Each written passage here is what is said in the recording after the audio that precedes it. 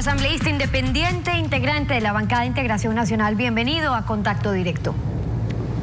Muchas gracias, Estefanía. Un saludo atento a todos los ecuatorianos. Buenos días. Sobre lo que estamos discutiendo, el tema de fondo de todo lo que se ha visto también en los últimos días, es qué ha pasado con el control y la fiscalización para detectar todo esto a tiempo, no cuando explotan los temas que se han investigado internacionalmente y no les queda más acá que sacar a la luz los casos de corrupción.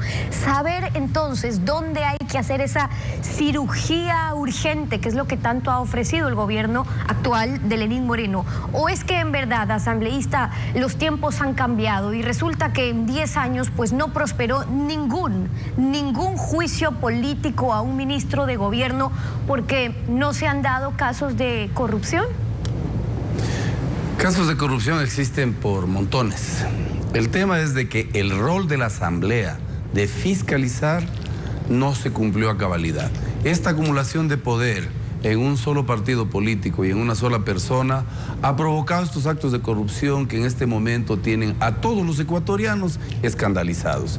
Mire usted, es absolutamente claro lo que en la comparecencia o en el documento que presenta el señor excontralor de la Nación en su defensa, sostiene, por ejemplo, que el Ecuador está inundado de corrupción y que este acto de fiscalización única y exclusivamente lo que pretende es un trofeo para acallar todo este proceso que se tiene que derivar posteriormente al investigar estos hechos de corrupción que, como digo, han escandalizado a los ecuatorianos.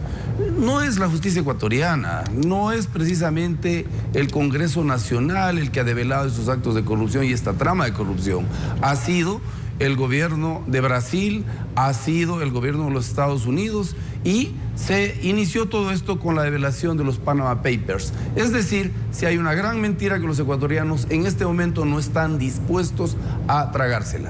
Bueno, en relación a esto, un propio asambleísta actual de Alianza País, Augusto Espinosa, se refería a esos temas. ¿Por qué se conocen hoy ciertos casos de corrupción en referencia a lo que pasa ahora o lo que ocurría en el pasado? Escuchemos parte de eso. Es clarísimo, si es que no se habrían filtrado los papeles de Panamá, si es que no habrían existido delaciones en el Brasil, si no habría pasado eso, probablemente estos actos de corrupción habrían permanecido desconocidos para el Ecuador, como sucedió durante décadas en el país. Más bien creo que hay que aprovechar este momento histórico, insisto, para corregir y que se investigue todo. ¿Usted cree que es así, un hecho asambleísta, que si no era por los papeles de Panamá o las delaciones de Odebrecht, aquí no se hubieran visto obligados a actuar o a acoger a unos cuantos involucrados en los casos de corrupción como ocurría en el pasado, dice el asambleísta? El pasado está ya demasiado distante. Después de 10 años de acumulación de poder, de atropellos, de confrontación, no nos van a venir a enseñar de que el pasado era mejor que el presente. Yo creo que es exactamente a lo contrario. A confesión de parte, relevo de prueba. Es absolutamente claro que lo que acaba de sostener el asambleísta Espinosa contraviene muy claramente lo que ha dicho, respetuosamente lo digo, la anterior panelista. Ahora, en el escrito de comparecencia, hablando sobre los juicios políticos, en el escrito de comparecencia del excontralor Carlos Polit, él decía específicamente, y lo citamos textual allí, que la intención de este juicio en su contra es distraer la atención del juicio al vicepresidente y contar con un chivo expiatorio, desviar la atención de la descomunal, dice él, carga de corrupción en la que el país se encuentra inmerso. Y entonces le pregunto, ahora que la Asamblea aprobó por unanimidad con 132 votos esta moción de censura al excontralor, ¿se están prestando ustedes también para el show que dice el excontralor o cuál es el fin? Nosotros somos minoría en el Congreso todavía. Más sin embargo, los 16 millones de ecuatorianos, por lo menos más del 50%, está expectante del nuevo rol de la Asamblea. Ese rol fiscalizador que lo hemos recuperado, con tenacidad, con determinación. Es decir, Si ya el excontralor manifiesta que él es solo un chivo expiatorio en esta profunda corrupción en la que se encuentra el Estado ecuatoriano, definitivamente tiene que contarnos todo aquello que conoce. Y él sabe muy bien, porque de alguna manera fue beneficiado por 3 oportunidades del anterior gobierno para ser elegido como el contralor que debía cuidar los recursos de los ecuatorianos. Es clarísimo y evidente, por ejemplo, en el proceso de fiscalización, algunas intervenciones en donde se hablaba de que hay gente que ha traicionado la Revolución Ciudadana. Es más, permanentemente hicieron notar de que el Contralor de la Nación pertenecía a ese grupo que estableció un rol en materia política a lo largo de estos últimos años y que ha sido traicionada, en todo caso, la Revolución Ciudadana. Me parece a mí que los ecuatorianos ya no estamos como para ser engañados, como lamentablemente ha acontecido. Lo que sí es cierto es de que la el Consejo de Participación Ciudadana, que le dio puntuaciones elevadas con reglamentos artificiosos hechos para favorecer a determinadas personas, como que en el Ecuador solo existieran personas valiosas en un solo partido político. Bueno, eso pero no también dice el excontralor que todos sabemos que la decisión ya está tomada, dice él, que igual que en la comparecencia del señor Glass, que se encontraba absuelto de antemano, Carlos Polit será censurado. Y bueno, en efecto, después fue censurado. Y entonces, si no es por distraer la atención, ¿cuáles son las causales que usted comparte caben para censurar, por ejemplo, al excontralor? Las omisiones del contralor en el ejercicio de sus funciones.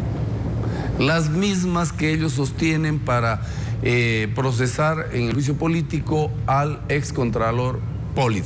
El incumplimiento de funciones. El artículo 233 de la Constitución vigente dice que ningún funcionario está exento de responsabilidades cuando se le ha encargado el rol de controlar, organizar y manejar algún espacio de poder con recursos del Estado ecuatoriano.